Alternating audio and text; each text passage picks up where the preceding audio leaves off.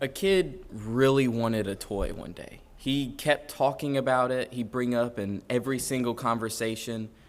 Eventually, his parents noticed, and throughout the year or throughout the months, it eventually hit Christmas, and his parents bought it for him, and he loved it. He played with it for every day, all day, until about a week later, his parents noticed that it was just sitting on the ground.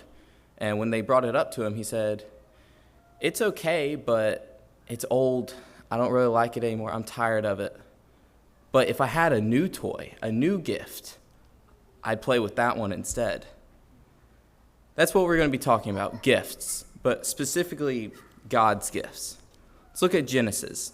I just want to notice 4 gifts that God has given us.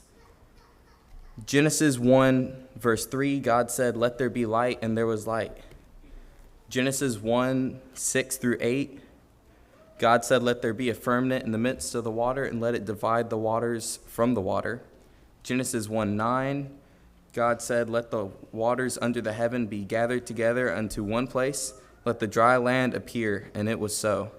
Genesis 1, 14 through 19, God said, "Let there be lights in the firmament of the heaven to divide the day from the night. Let it be for signs and for seasons and for days and years."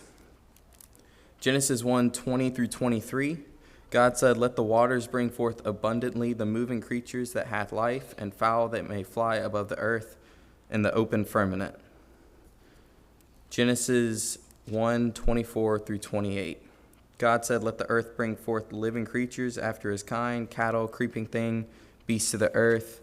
Verse 26, God said, Let us make man in our image after our likeness, and in them that have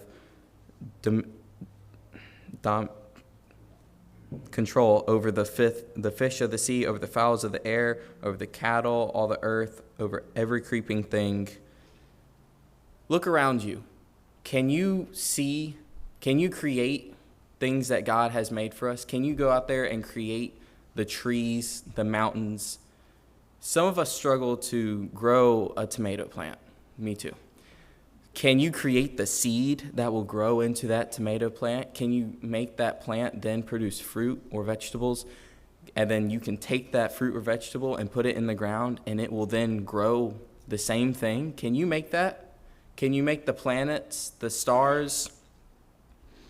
Sometimes, do we take for granted things that God has made for us? Oh no, I have to go mow the lawn. I have to go weed the flower bed. I have to weed the garden, pick food. I have to drive over this mountain to go to my destination. Enjoy it. Enjoy it while it lasts, because eventually it will burn up in judgment. God has given us amazing bodies, the knowledge to go anywhere, this amazing planet, the whole universe. But the second one, he's given us a way to talk to him. If God says something, do you think we should listen to it? Do you think we should study it, learn what he's saying? What if he says it more than once? What if he says it over 650 times? Do you think that's important? That's how many times the Bible mentions prayer. Pray without ceasing, pray every day, pray ye one with another. Genesis 20, 1 Samuel 5, Job 21, on and on and on. Prayer is mentioned. It must be important then. We should probably pray. But there's also the opposite of that. He gave us a way to talk to him, but he also gave a way for him to talk to us. Do you have your Bible on you? Or do you know it? Are you studying it? Why not? It's God talking to us.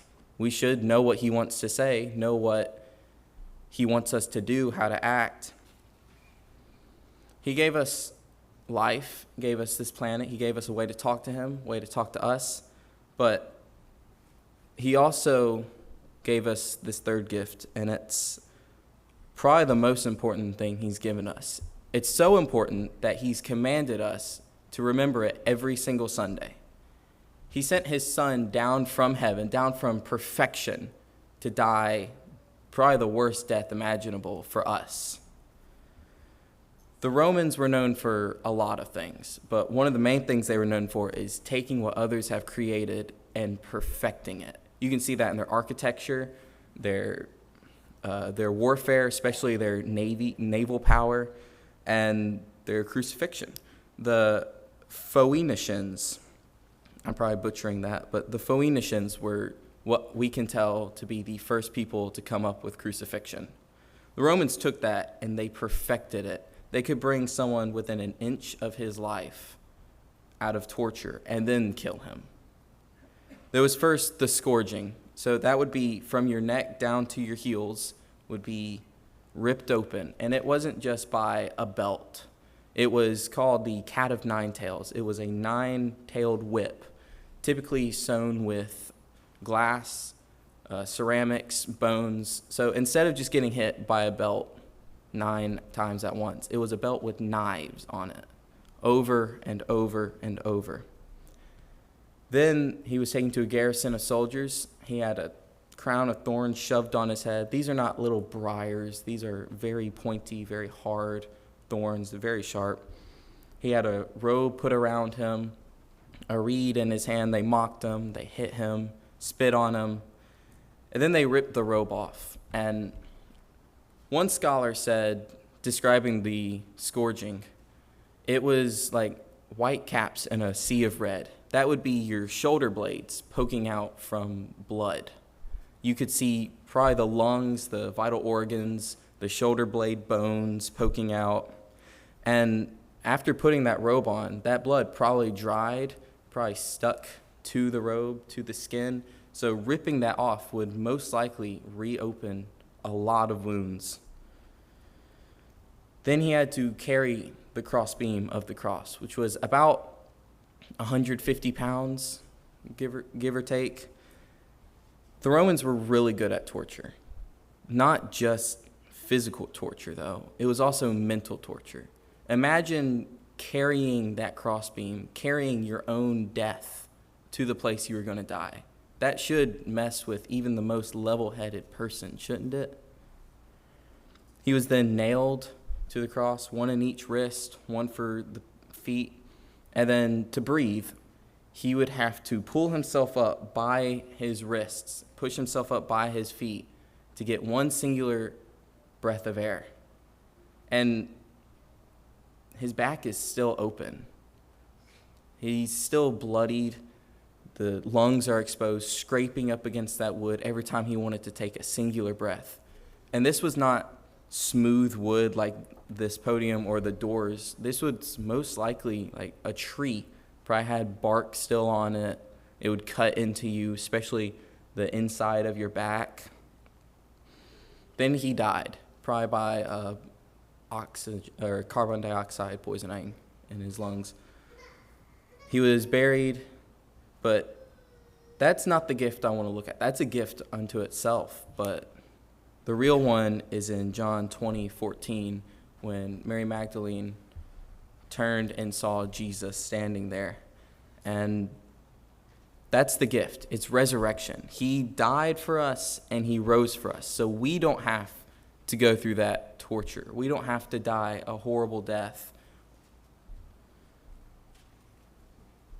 We don't have to suffer like he did. We can be saved. We can go to heaven with him. We can see him. We can see the loved ones that maybe have already gone on to their reward. Are you washed in that blood? Have you been baptized for the remission of sins? Maybe you have and you've fallen away. Why not change that? God won't wait forever. Judgment Day is coming. Are you going to be a sheep going to heaven, or are you going to go where the devil is going and suffer for the rest of eternity? If you need to fix your life, please do so as together we stand and sing.